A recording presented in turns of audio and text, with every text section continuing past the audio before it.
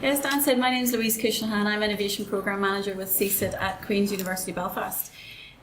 So, as we know, there is much more emphasis and importance now that research must achieve positive impact, not just academically, but also on society and economy, and on the economy. And research is really essential and vital to translating and accelerating that research towards users further down the line to gain the impact in the form of knowledge exchange, job creation, creation of new products, new processes, new companies, etc.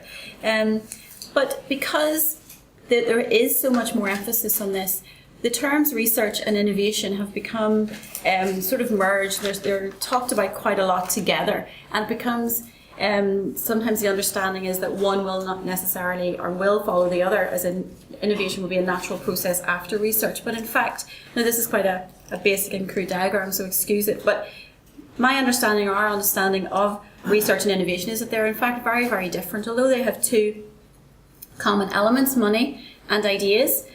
We would say that research takes a lot of investment, a lot of money, and will output very few ideas.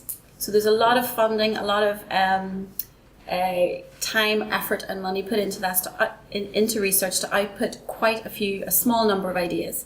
Whereas innovation will take a small number of ideas and has the potential to create very, very large amounts of money. So based on, again, this very basic diagram, and excuse it, you can actually see that they work in opposite directions. So they do not necessarily flow from each other, where innovation will naturally follow on from your research. They do very much require different models and different processes.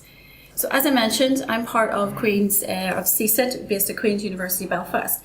And over the past number of years and since inception, we have focused very much on looking at impact and how to encourage innovation to create economic impact specifically. So how do we go about accelerating innovation through internally focused as well as more recently externally focused programs that will benefit the wider UK? So the first thing that I think is essential that we do and to accelerate innovation is in fact look at what is innovation. Once again, it's a term that is thrown around, that is used quite a lot, but if I was to go around the room today, there'd be a lot of very different definitions of innovation and what it means to you, what it means to your organisation and to your university.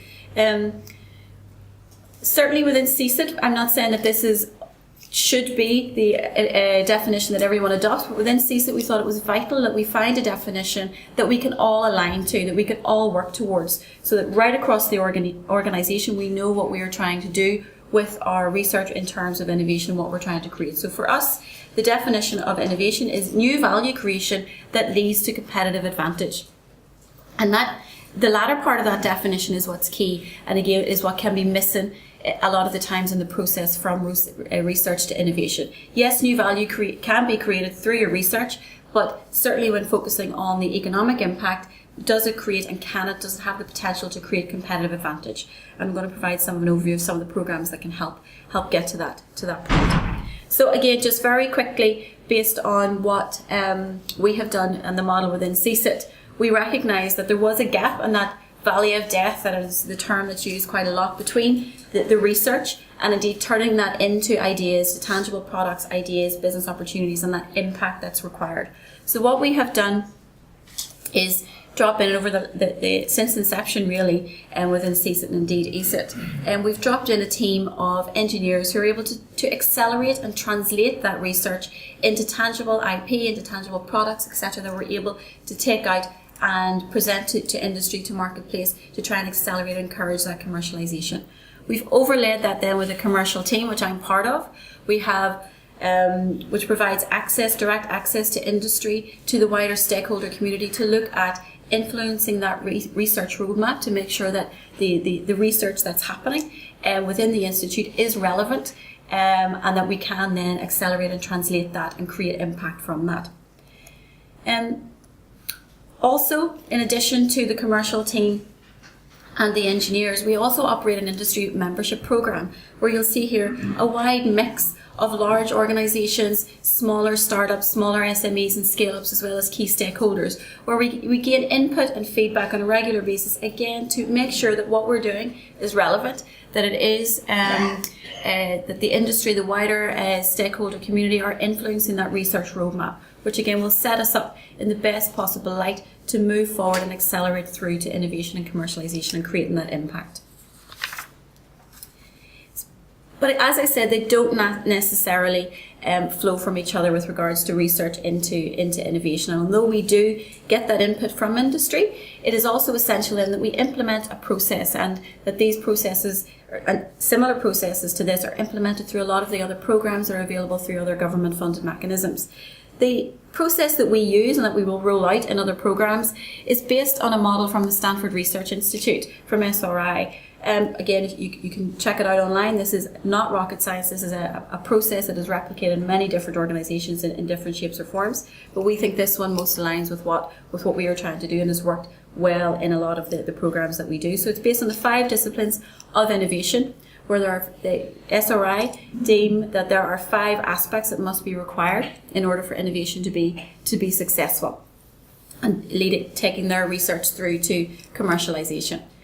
The key aspect that we focus on in all of our programs looks at the second element here, the value creation process. And an element of that, or the main activity within that, is that we try to encourage all of the potential business ideas, the potential startups, the potential academics, or indeed from wider industry, who are considering developing a spin out. They think they've got an idea. We encourage them to go through this process, which is called NABC, which looks at defining the customer value by working systematically through 4 phases: need, approach, benefits, and competition. Again, nothing hugely difficult there, but it's about saying, okay, looking at your research, looking at what you're doing based on the information that we gain from the wider network, from the wider industry. Is there a need for the product? What is the problem? What is the pain? Is there a problem that needs solves out there? And again, going back to the definition, new value creation that leads to competitive advantage. Is there a need and a problem and a pain out there that someone is willing to pay for based on your research? What is the approach? How are you going to do it? What is the benefit to an organisation purchasing or implementing your technology? And is there any competition out there? What's already out there? And sometimes, again, it can seem that there is nothing identical to what you're researching, to what you're doing, to what you're proposing out there, but what are the alternatives? Is there an indirect form of competition that isn't necessarily exactly what you're doing? So we try to encourage that through a systematic process, through all of our programs, to try and work the potential business ideas and potential commercialization opportunities through this process. And we have had some success to date. These are just 3 of the spin-outs and the opportunities that we have availed of that have come from CSIT. Titan IC being the longest running, probably one of the largest at the minute, moving on into scale-up stage, with Sirona and Leopa there as 2 of the most recent spin-outs based on very recent research that perhaps you've seen and heard of before. So again, the reason I wanted to cover that was just to show the importance of the fact that there is a process required to encourage innovation for that to happen. It will not just naturally happen as you're carrying out your research, your PhDs, your funded research, whatever it is. It will not naturally happen. These things require that bit of effort and that process and that mindset shift, that culture shift. So looking at the wider innovation landscape at the minute, a lot of the funders here you'll be very familiar with. And there's a number of different funders that will aim at moving research through and technology through different TRLs, through different technology readiness levels, right through until the technology is deployed into spin-outs or licensable IP, etc. And at the minute, the current marketplace government is very focused on the latter stages of getting the technology deployed out into the wider industry and wider marketplace, and that's what I'm going to give more of an overview of this morning. So based on the latter stages of that TRL process, government at the minute are looking very much at a pipeline of initiatives based on, this is how they've described their pipeline of how they see the research and the knowledge and the IP moving right through the process and through that pipeline based on education, ideas, products, startups, scale-ups, through to world-class enterprises. You'll see there are some of the initiatives that are out there at the minute to be availed of, and right through from obviously our MSCs, the ACE network of universities, through to latter stage programs such as Cyber 20 and the future Cyber Innovation Centre, London Cyber Innovation Centre. So quite a lot of funding invested at the minute, quite a lot of initiatives, and the landscape is very favourable at the minute to encourage the translation of the innovation, of your research into tangible business opportunities. So some of those programs, again, going right back to the start of the pipeline, what we've tried to do and what CSIT are involved with across a number of these programs is trying to provide initiatives along all of those key points that I mentioned in the pipeline that will take you step by step through, right through until your technology, your spin-out is created, etc. The first one being Hot Zero. Hot Zero is run with Cylon Cyber London, which is a cybersecurity specific accelerator based in Hammersmith in London, and CSIT partner Cylon in the delivery of that. Hot Zero is very much designed to take very, very early stage ideas. It's very much a pre-accelerator where you don't have to have a specific idea. It's about encouraging the generation of ideas, the information about what's available or what's the problems are in the marketplace, and how to look at how you can turn your ideas into a business, into a company, and what that commercial side of things will look at. And it very much does support individuals at that very start of their entrepreneurial journey. So a lot of programs will look at teams, but this one is quite unique in the way that it will take individuals and take you through that journey that's available. It takes the form of a 1-week boot camp and 3 months of ongoing mentoring after that. And we've had, I would say that we've just finished literally a few weeks ago, our third intake of Hot Zero. And I would say on each we would have, out of 21 participants, we would have at least 8 or 9 of those from academia, if not more. That's just based on average. And all very, very successful through the programme. It really gets the momentum going. Moving then into the next sort of stage of the pipeline, CSIT Labs. So CSIT Labs is CSIT's flagship programme. It is open to across the UK, open to academia and indeed wider industry. But we do hold, there's 6 places on CSIT Labs in total. We do hold 3 places each cohort for academia and academic potential spin-outs to come on board. We have had Coventry University and Cambridge University with Frank Stahano come through most recently in one of our cohorts. And what we provide through CSIT Labs is very much that bit later stage, still doesn't necessarily have to have a team, so feeds quite well out of Hot Zero with regards to really providing technical and domain expertise to help you accelerate the translation of your research into tangible demonstrator, proof of concept, etc., just to move it that next step forward. And we provide up to 3 man-months of access to our engineering team that will help propel you forward and accelerate you forward that bit further. Participation on all of these programs that I will outline is funded, including all elements of CSIT Labs and indeed Hot Zero, as well as the access to the engineering. As part of CSIT Labs, there's also a series of workshops that will help iterate and validate your proposed value proposition, and that's where we'll take the participants through that NABC process that I talked about earlier, again with the view that over the lifetime of the 9-month programme that the company will be accelerated forward at a much faster pace than they would have been had they been doing it alone. There's also very specific, as I said, all of the programmes will have a set number of places for academic participants, but in particular the Academic Innovation to Commercialisation Programme run through iCure is specifically for the translation of research into startups, spin-outs, etc. But in recognising that it can be very difficult to walk away from your current employment, from your current research entirely in order to assess an opportunity and look at market validation. They've created a fund and a programme that will enable access to funding as well as time, which covers travel and access to industry, etc. You'll get to go out there, speak to customers, potential customers, and really look at market validation. Is there a potential market to create competitive advantage for that market opportunity, for that technology that you are proposing? Also, there is the GCHQ Cyber Accelerator. They're currently in the middle of their second cohort, quite a new initiative for them, but again, hugely successful and very, very keen to get academic involvement and participation in this. They provide access to their obviously world-class technical expertise that we don't normally get access to, and it's very much quite a new model. It's very challenge-led. The challenges are created within GCHQ, presented, and startups and participants are asked to apply based on their response to those specific challenges. The idea behind the GCHQ Cyber Accelerator, as I said, they're just through their second cohort, which is just coming to the end of that, which is hugely successful, is to expand the capability, improve the ideas that will help outpace the current threats and the current and emerging threats that they see that is relevant for them. And they want to provide access for businesses to the knowledge and the expertise that they have behind the walls, behind the fence, I suppose. And that is run by WAIRA in conjunction with GCHQ and NCSC.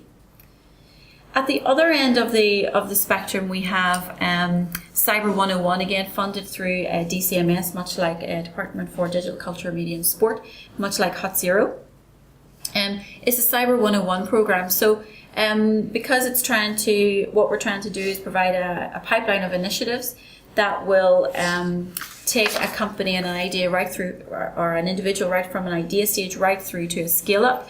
And the Cyber 101 program takes it slightly more mature startups and companies, and where they've looked at the market validation, they are well aware that there is a market potential for the product. They've maybe gone out, made the leap into startup world, and are now starting to grow and scale that company. And Cyber 101 provides advice based on a single day workshop, as we realise the time is very precious whenever you're running a startup. Single day workshop to look at very, very specific information on the operational side of the business, HR, legal, etc. And CSIT again partner DigiCatapult in the delivery of this programme, where we see a lot of our own cyber clusters, certainly within Belfast and beyond.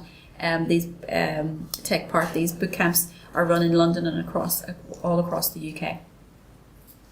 Most recently, and over the next week or so, there'll be more announcement made about a huge amount of investment made in London, in a London Cyber Innovation Centre. Although it will be based in London, it will be once again focused across the UK, with a huge focus and emphasis on trying to create impact from academic research. There will be a push to get academia involved with the London Cyber Innovation Centre. It's part of the government's 1.9 billion investment into the UK cybersecurity sector.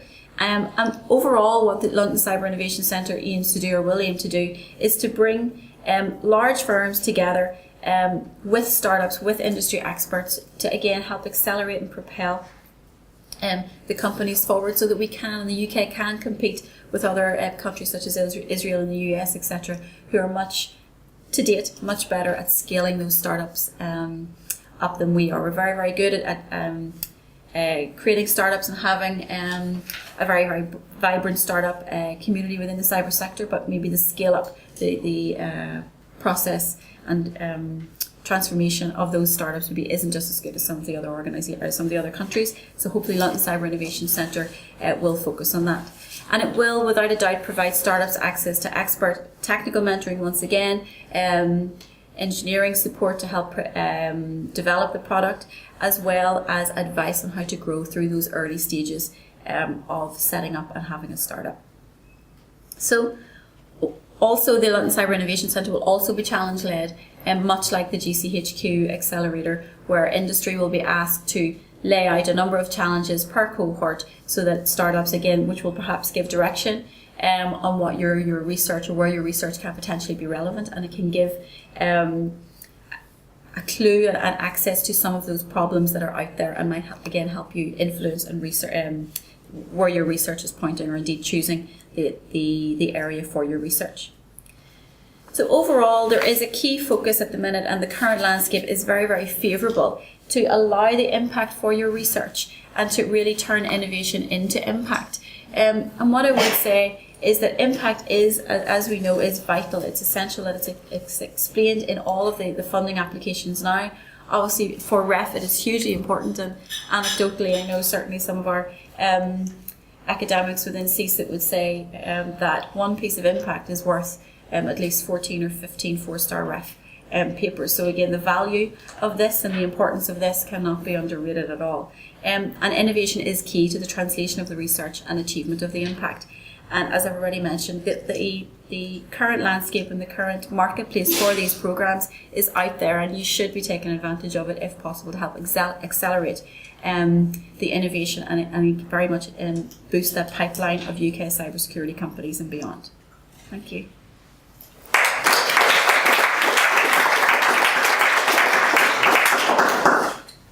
So we have plenty of time for questions.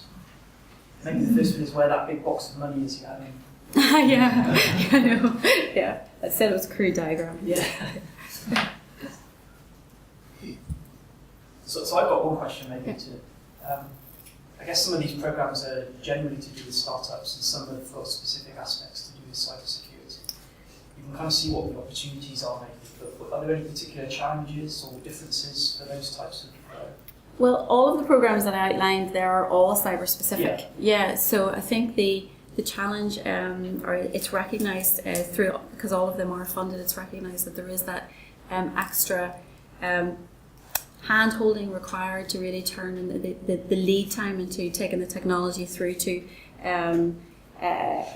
a version that will be able to be implemented and deployed in companies is that bit longer. So, and again, perhaps those coming from those that are able to create and devise and develop the technology that is relevant to the marketplace are coming from academia, from government organisations, etc., government research labs, where they're not really normally exposed to the commercial market. In terms of the subject, I mean, really. So for cybersecurity specific startup, is there any particular challenges versus one that isn't? In relation to a specific area that they would be focusing the product on, or I suppose in general to further start the general or the more specific challenge would be access to some of the customers, because they maybe are harder to get to, whether it's GCHQ, whether it's other government organisations, or indeed some of the larger organisations who maybe don't necessarily expose those elements of their companies and what their challenges and what their needs are, because obviously there's quite a competitive nature, and even with our own industrial advisory board, obviously there are some competitors sitting around the table with that. So again, these programs provide access to those companies, to those industry experts that are able to lead and provide guidance on the direction that the startups and the companies should take, where they wouldn't normally get access, wouldn't be able to get access to that level of knowledge and information on general accelerator type programs. Yeah.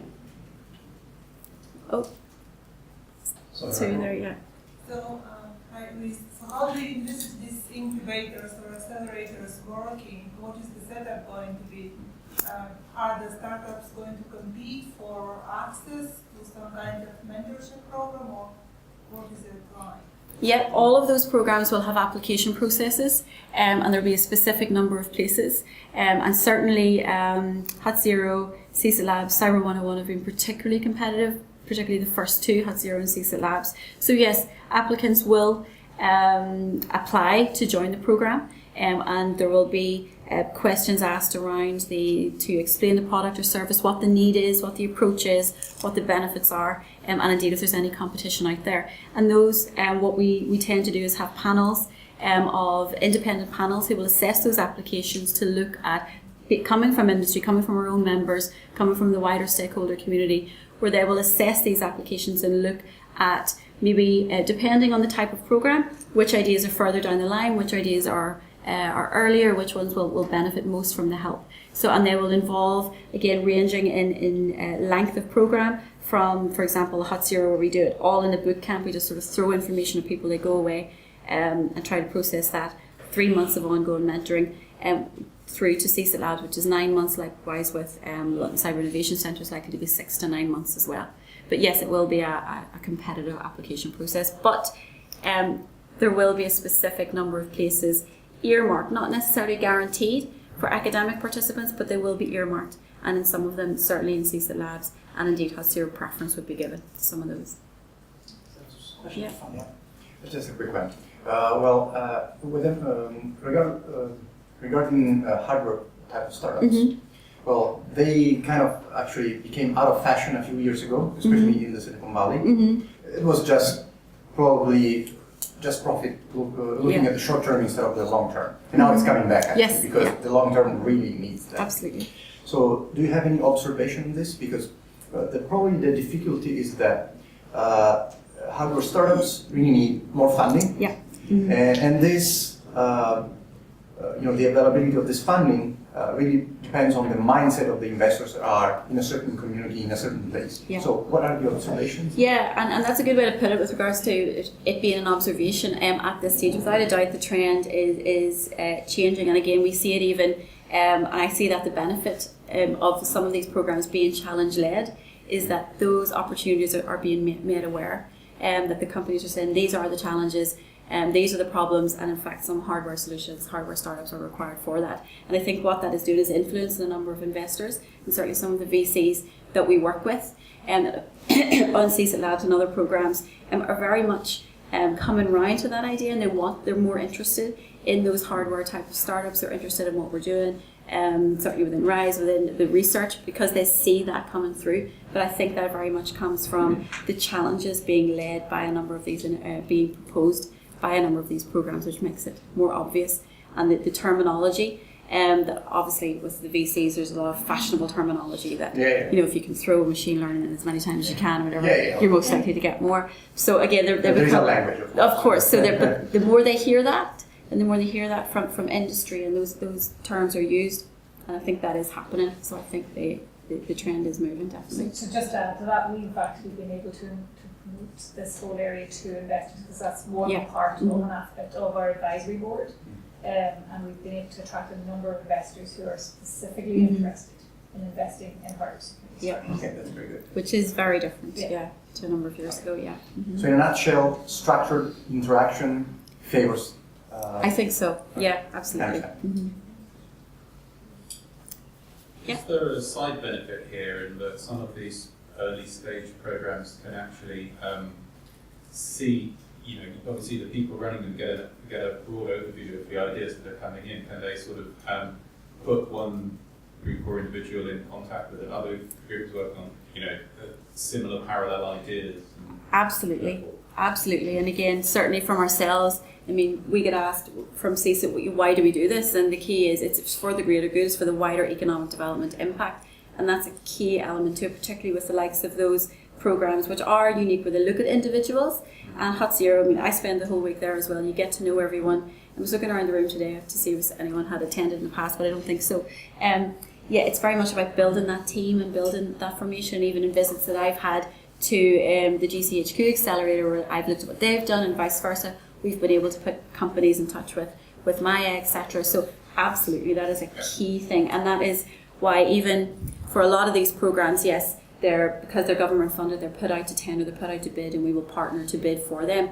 But we all have to work together to make them work, because they will feed in and out of each other. And while there is a diagram there of a pipeline of programs, in reality, they feed into and out of each other all the time, and people will go back around.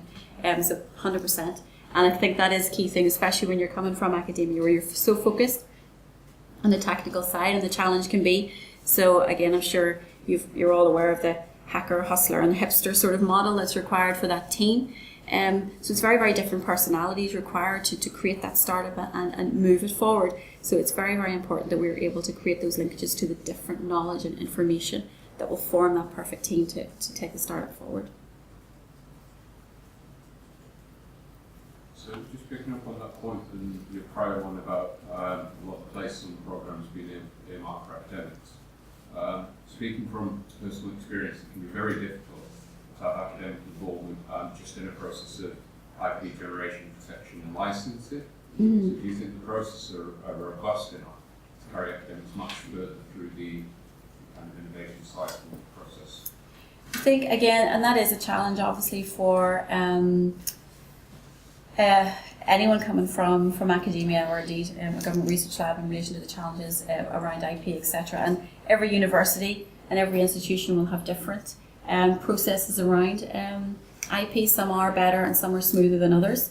Certainly what we're trying to do is trying to make sure that a lot of the processes are very much based around being able to justify to your tech transfer office that there is market, you have had market validation, there is an opportunity for this maybe before they'll pay for a patent.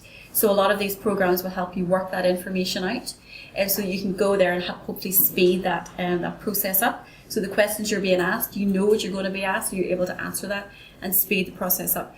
Could some of the processes be improved in some of the academic institutions? Absolutely, I'm not going to say otherwise. But I do think that because of the importance of impact and the importance of the translation, that I think that we are all going to have to move to much smoother models going forward. But yes, there without a doubt there are challenges, but the programme should front load that information to help you go through that process. It's always a good place to let go though and refocus your energy on the technical work. Absolutely. Yeah, and it just brings totally different perspective, and certainly sometimes it just brings that freedom of thought, where if you just sort of look outside and over what you've been doing, you can see a huge amount of opportunity out there. Yeah. Okay, so let's put it down. Great, thank you.